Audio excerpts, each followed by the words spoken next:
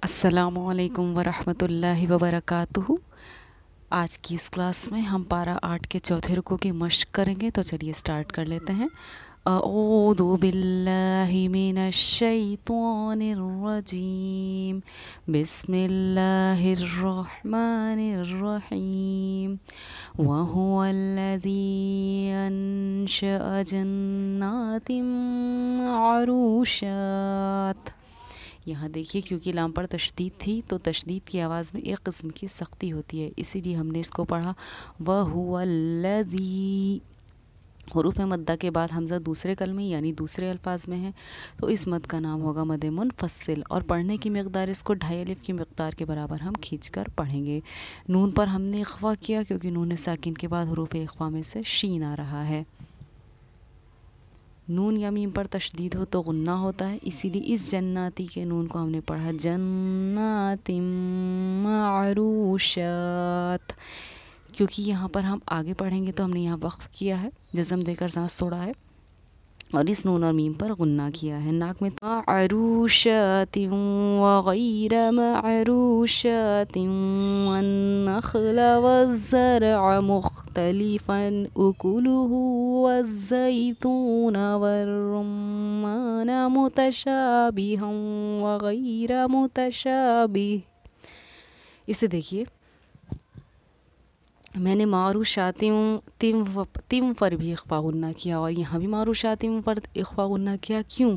क्योंकि तनवीन या नून साकिन के बाद वाले अल्फाज में अगर पहला हुरूफ हमारा या वाव मीम नून जिनका मजमू यौमन कहलाता है, इनमें से कोई हो, जैसे कि यहाँ पर वाव है या वाव मीम नून में से कोई भी हो, तो उस जॉइंट पर हम इख्फा भी करते हैं और गुन्ना भी करते हैं। ये हमारा क़ायदा कौन सा कहलाता है? इदगाम नाक़िस का क़ायदा कहलाता है या फिर यौमन का क़ायदा कहलाता है। और करने का तरीक़ा इस पर, इसके जॉइंट पर हम इख्फा भी करते हैं और गुन्ना भी करते हैं। ये आप लर्न कर लेंगे जब क़ायदा मेरे नूरानी क़ायदे की हेल्प से, तो आपको बहुत अच्छे से ये समझ आ जाएगा। अब यहाँ पर देखिए, ज़ा पे क्योंकि तजदीद थी तो हमने यहाँ पर सख्ती की है। मुतशाबी हाँ, फिर तनवीन है 2 ज़बर की, यहाँ 2 ज़ेर की तनवीन थी, फिर वाव आया तो मैंने फिर यहाँ पर इख्फा भी किया और गुन्ना भी किया। इदगाम नाक़िस का हमारा यहाँ पर क़ायदा जारी होता है। कुलू मिन तमरिही इज़ा असमर व आतू हक़्क़हू यौम हसादिही वला तुसरिफू। यहाँ देखिए, सीन पर तशदीद थी तो यहाँ पर हमें एक तरह का तुसरिफू, सीन को ज़ाहिर करते हैं सीटी के ज़रिए से। सा, सीन, स्वाद, इन सब को पढ़ने में क्या फ़र्क है आप मेरी नूरानी क़ायदे वाली वीडियो की हेल्प से जान सकते हैं। फ़िलहाल यहाँ पर ये देखिए आप कि फ़ा वाव पेश फू एक अलिफ के बराबर हमने खींचा कि वाव साकिन से पहले अगर पेश हो तो वाव हमारा हुरूफ़ मद्दा कहलाता है और फिर हुरूफ़ मद्दा को हम एक अलिफ की मकदार के बराबर खींच कर पढ़ते हैं। अलिफ से पहले अगर ज़बर है तो अलिफ हुरूफ़ मद्दा कहलाता है और हम एक अलिफ से ज़ायद इसको खींच कर पढ़ते हैं, इसीलिए हमने इसको पढ़ा वला इन्नहु ला युहिब्बुल मुसरिफीन। इसको देखिए, नून पर क्योंकि तशदीद है, नून या मीम पर तशदीद हो तो गुन्ना होता है, इसीलिए हमने इस इन पर गुन्ना किया। बाकी बा पर भी तशदीद है, लेकिन सख्ती तो हम करेंगे हर तशदीद वाले हुरूफ पर, लेकिन गुन्ना सिर्फ नून या मीम की कंडीशन में होता है, या तो नून पर तशदीद हो या मीम पर, तब हम इन्नहु मिम वर्रुम्मान, तभी हम गुन्ना भी किया, यहाँ सख्ती भी। अदरवाइज़ हर तशदीद वाले हुरूफ पर हमारी सिर्फ सख्ती होगी। वमिनल अनआमि हमूलतन व फरुशा।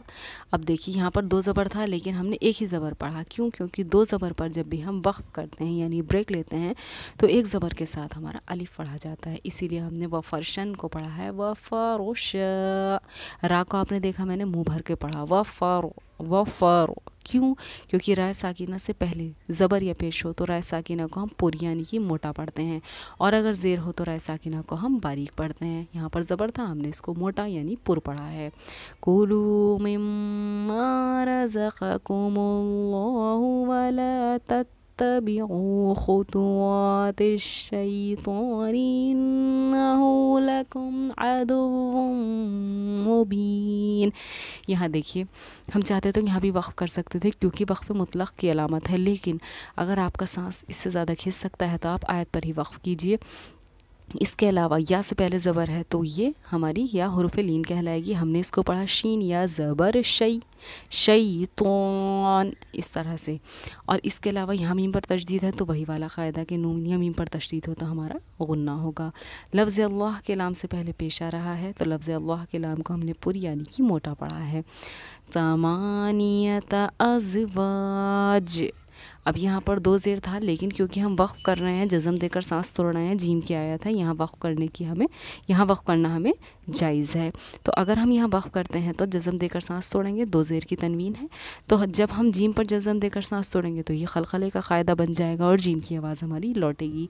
अज़वाज, अज़वाज, ज, इसका लौटना जो है, ज का लौटना हमारा खलखला करना कहलाता है। मीनज़्ज़ौनिस्नैनि व मिनल मअज़िस्नैन, इसको देखिए ये ज़ा है और ये सा है।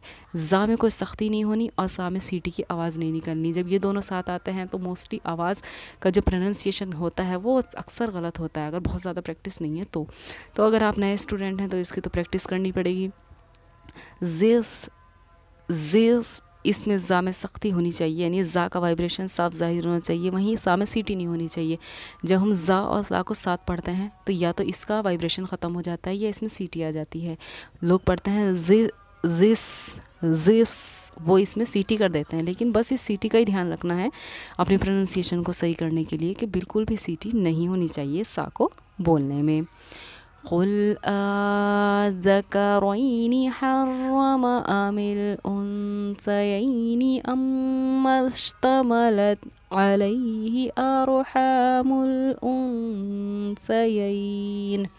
या ज़बर यही, क्योंकि या साकिन से पहले ज़बर है तो या हुरूफ़ लीन कहलाएगी। हमज़ा नून पेश उन, नून के बाद क्योंकि हुरूफ़ इख्फ़ा में से सा आ रहा है इसीलिए हम नून पर इख्फ़ा करेंगे। उन्सयैन, इस तरह हम इसको पढ़ेंगे। यहाँ या साकिना से पहले ज़बर है, दोनों ही कंडीशन में या हुरूफ़ लीन है तो हम इसको नर्म आवाज़ के साथ जल्दी अदा करेंगे। नब्बिऊनी बिइल्मिन इन कुंतुम सादिकीन व मिनल इबिल इस्नैनि व मिनल बकरि इस्नैन। आप देखिए हमें जो मैंने पढ़ा है उसमें बिल्कुल भी सीटी नहीं हुई, आप भी ध्यान रखिए सामने ज़रा सी भी सीटी हमारी नहीं होनी है। क़ुल अज़्ज़करैनि हर्रम अमिल उन्सयैनि अम्मश्तमलत अलैहि अरहामुल उन्सयैन। सा सा सा सा, इसकी प्रैक्टिस बहुत करनी होती है जब नूरानी क़ायदे को पढ़ाया जाता है। तो सीटी क्या होता है, इस आवाज़ का निकलना हमारा सीटी करना कहलाता है। तो सा इसको नहीं पढ़ना है, इसको पढ़ना है सा सा। अपने ऊपर वाले दांतों के तालू पर ज़बान लगानी है, सा की आवाज़ बोलकर हटानी है। स्टार्टिंग में आप कितनी भी कोशिश करें सीटी ज़रूर होगी, इसीलिए परेशान ना हो, क्योंकि मुझे भी 3-4 दिन लग गए थे इस प्रैक्टिस को करने में। उसके बाद आपको बड़ी अच्छी मशक़ हो जाएगी इंशाअल्लाह और अल्लाह ताला सवाब आपको ज़रूर अता करेंगे। अल्लाह ताला को उस बंदे पर बड़ा प्यार आता है जो उसका कलाम सीखने के लिए मेहनत करता है। जो पुख्ता हैं उनसे ज़्यादा अल्लाह ताला को उन पर प्यार आता है जो सीखने के लिए मेहनत कर रहे हैं। आप ख़ुद बताइए, जब आपका छोटा सा बच्चा पढ़ना स्टार्ट करता है और वो कुछ चीज़ों में गलती करने के बावजूद मेहनत से सीखते हैं तो आपको उस पर कितना प्यार आता है। और अल्लाह ताला तो अपने बंदे को माँ से भी, और दुनिया में जितनी माएँ अपनी औलाद से प्यार करती हैं उनसे भी ज़्यादा 70 गुना ज़्यादा प्यार करता है। तो अल्लाह ताला को कितना प्यार आएगा आपकी इस कोशिश पर। तो कोशिश कीजिए और अपनी प्रोनाउंसिएशन को बिल्कुल परफेक्ट कीजिए। अम कुंतुम शुहदा इज़ वस्साकुमुल्लाहु बिहाज़ा, ये ज़ाल है, ये ज़ा है, ये ज़ाल है, इसमें कोई वाइब्रेशन नहीं होना है, सिंपल इसको बिहाज़ा, बिहाज़ा। अगर आपको ज़ाल, ज़ा, ज़्वाद और ज़ुआ इनमें फ़र्क जानना है इनके प्रोनाउंसिएशन में, तो भी आप मेरी नूरानी क़ायदे की प्लेलिस्ट में जाकर इनके फ़र्क को वाज़े तरीक़े से जान सकते हैं। फ़मन अज़लमु मिम्मन इफ्तरा अलल्लाहि कज़िबन लियुज़िल्लन्नास बिग़ैरि इल्मिन इन्नल्लाहा ला यहदिल क़ौमज़ ज़ालिमीन।